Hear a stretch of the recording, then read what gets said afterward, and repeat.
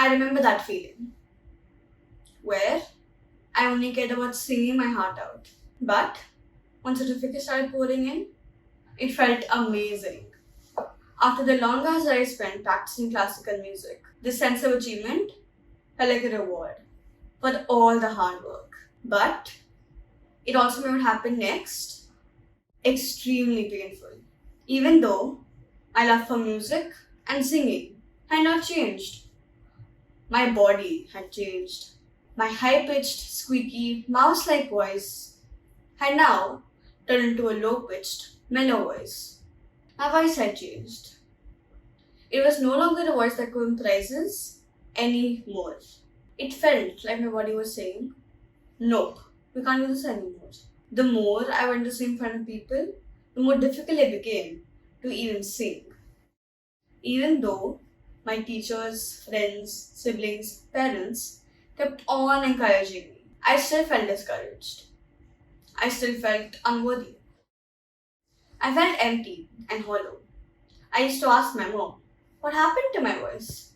But she didn't know how to pacify me.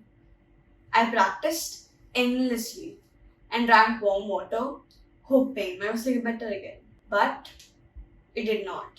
The songs I used to sing, the songs I loved, the songs I cherished the most, just felt distasteful. I lost the one thing that defined me. I lost my identity. Like I am not Akshaya anymore. With the loss of what felt like my identity, I had to ask the question, who was I now? Now the funny thing is, while I may no longer be the singer I used to be, I still haven't given up on singing. I started listening to independent singers.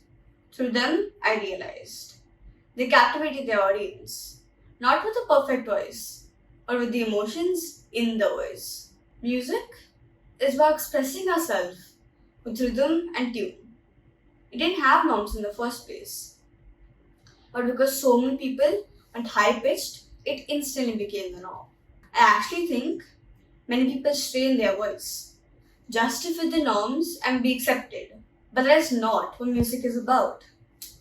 We don't have to conform ourselves to these rules. My voice had changed.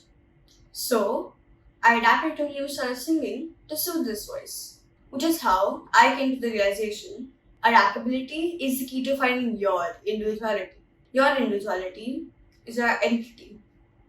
What my individuality is, I'm still figuring out.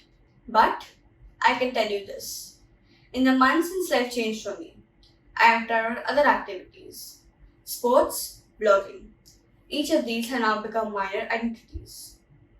These different identities are like looking in the mirror. They reflected different parts of me. Are you someone who went through what I did? Or are you wondering what you can do that makes you feel special?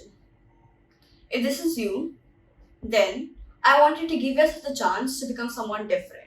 My message to you, dear audience, is that don't let a setback hold you back. Be open to many possibilities. Thank you.